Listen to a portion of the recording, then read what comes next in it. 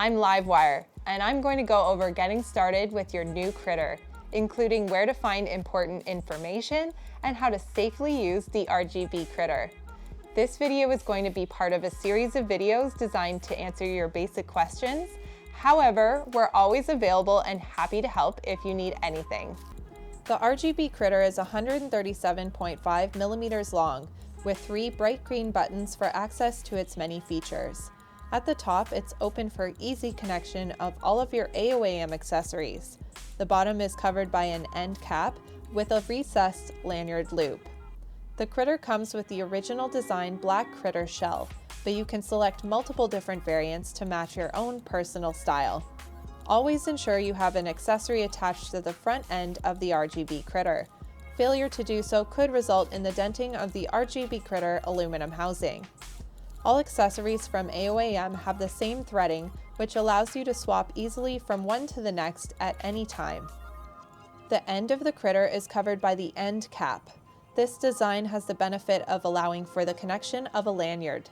The lanyard around the wrist is great for preventing accidental drops when flowing or light painting. The end cap is installed and removed via the Critter key, which came with your RGB Critter. To access the charge port and battery, you must remove the end cap. Snap the Critter key into the end cap and unscrew it.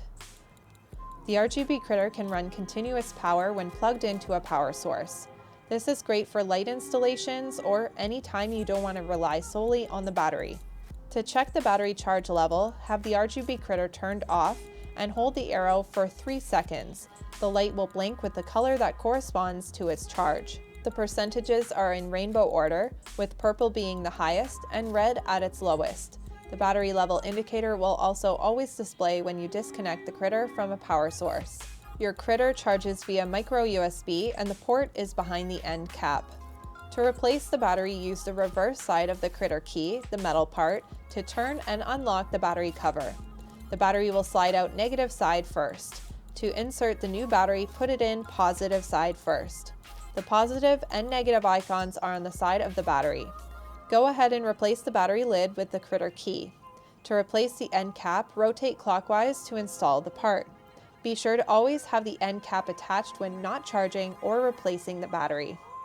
Thanks for joining us while we reviewed some basic information to get you started with your new RGB Critter.